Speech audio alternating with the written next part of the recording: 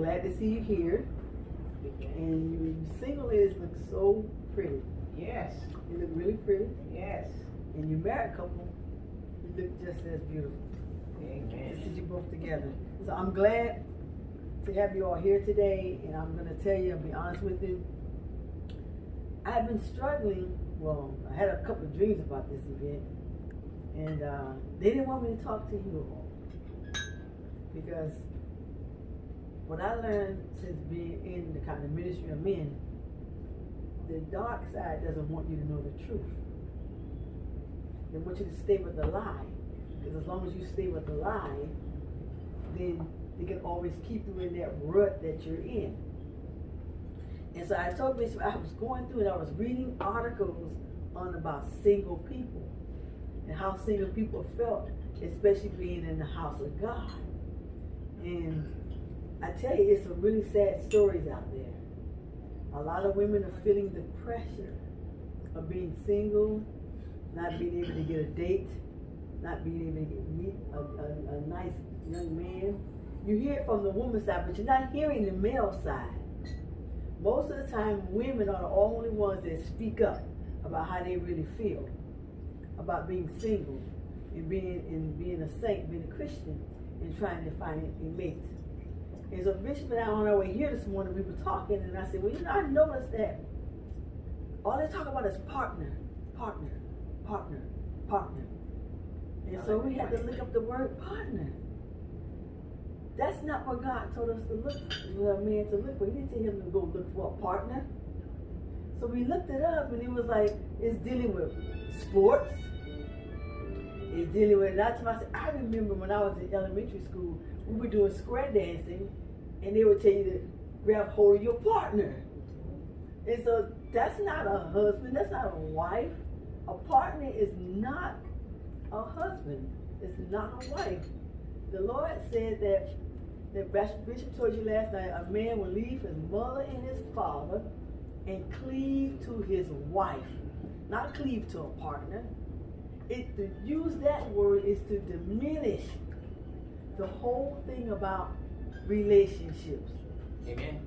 And so I said, I'm going to talk a little bit about singles, and then I'm going to hit a little bit on the married couples.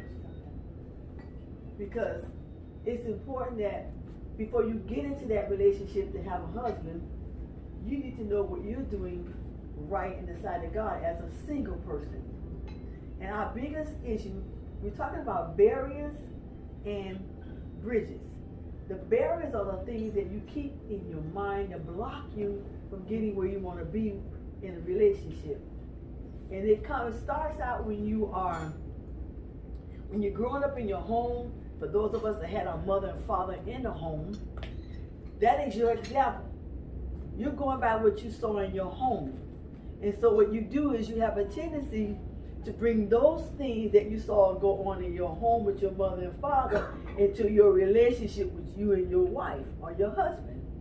And sometimes some of those habits are not good. It depends on what type of relationship your mother and father had. And you got to remember, mom and dad didn't let us see everything. We only saw some of the good side. You didn't know when mama was in that room crying because dad had done something. You didn't know when daddy was mad because mama had done something. So sometimes you didn't see that. But a lot of kids have seen the physical abuse, the verbal abuse, and that gets on the inside, and then when they get into their relationship, because it wasn't corrected when they saw it, they take it into their marriage, and now they become what they didn't like that their dad did to their mom or their mom did to their dad, but they become the same kind of person because the behavior was never corrected. Never. So I'm sitting in the house thinking, I said, Lord, and it was in my dreams, it was asking me, so what are you going to talk about? So what are you going to say? What? You going to tell them that? I was like, what the world? And I said, okay. So I said, okay, I have to shut it down. And I said, okay, I'm not going to talk to anybody about what I'm going to say because I know how the adversary works. Now, I was single too at a time in my life as well. And Bishop told you all last night, we both had been married before. So when I first got married, I was 24. But I was out of college because I was like what Faith said about what do you do when you got this mindset that your parents and these women, especially, instill this in their daughters. Graduate from high school, go to college, get a degree, make something of yourself. Don't depend on a man. And so now you got that in your mind, and so every time if you met a guy, you don't want to depend on him. You don't want to give him his rightful position in the marriage so that he could be the leader that he's supposed to be. Because our mothers have told us, don't depend on him. But so Bishop and I talked about it last night, and I said, well, we don't even realize as young women, young girls growing up, that our mothers are only telling us things based out of their own relationship that they had. And so they built up this thing for themselves to tell you, don't do this, and don't depend on me, and don't do this, and don't do that. And then you find yourself with these barriers in your mind that men are this, and men are no good, and you can't trust them. And don't depend on them financially. Make sure you have your own money. Make sure you can have your own car. And all this kind of stuff. And it becomes a barrier between you and your mate. When you're dating, if you go in there with this attitude like, hey, I can take you or leave you, well, most of the time the guy gonna leave you. Because he don't want a woman who's gonna be challenging him on what his manhood is about. And that's what so I learned from my own life experiences. And I used to get in trouble like this. I used to always think, let me make my mistakes. I used to always tell my mother and my grandmother, because I was raised by my mother and grandmother, and I would say, let me make my mistakes. I can learn from my mistakes.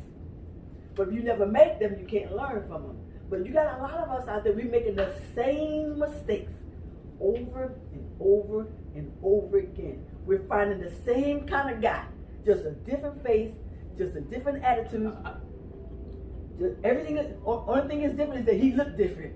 But the same attributes, the same mindset, the same attitude, everything about him is the same of that previous relationship. And so I want to put this out to you, single women, because I read this thing about the barriers that you have as a single woman that you bring into a relationship that can destroy it before it even get off the ground. And so I'm going to pose this scenario to you all. Now, I'm not going to do all the talking. You all are going to start talking back to the bishop and talking. You're going to start talking with us. We shouldn't have to stand and do all the talking. And you all just taking it in. But we don't even know how you feel. We have no idea what your mindset is. We have no idea what you're going through. Because a lot of women are very secretive. We're very secretive. We don't want nobody to know we're having problems. We don't want nobody to know that things just ain't going right. We don't want nobody to know, well, I really haven't been on a date in about 5 years. We don't want nobody to know that. So we keep everything on the inside, and that's another barrier that women do. We hold on to things. And so we got to try to get over those barriers, break those barriers and build bridges to get over it. So we're talking about barriers and bridges today, okay? Okay. So, single ladies, let me give you a scenario, and I want to hear your feedback. You're hanging out with your mate, somebody you're really interested in, you've been seeing each other, you've been going out, whatever, and you ask him, can I use your computer real quickly? And he goes, yeah, go right ahead. So you open up his computer, and you go on it, and there's an email open. Now you have a choice.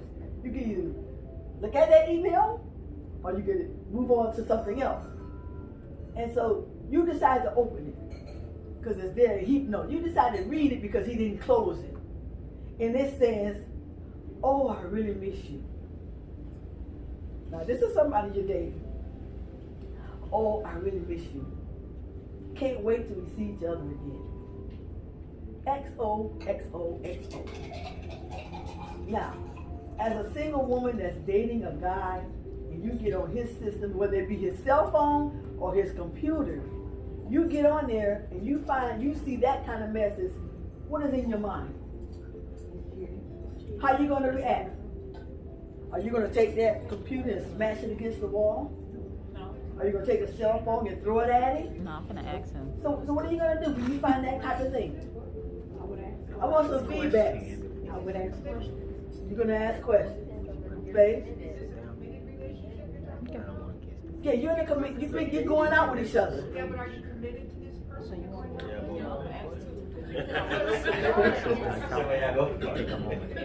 You're going out. You're going out. Twice already, so do it. Okay. You can feed into anything you want. You can say, well, if I ain't committed to him, it don't matter. Yeah, it does. To you as a woman, whether you committed to him or not, if you see a message on that phone saying, I miss you, can't wait to see you again, don't tell me that's not going to bother you. If you say it's not, then there's something really wrong. Because I think the average woman would be like, wait a minute here. I thought it was just me and you. Yeah.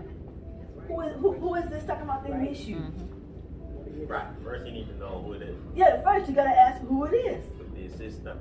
You know, before you jump to your conclusions, because at the end, everybody knows what XOXO mean, okay? So you want to know.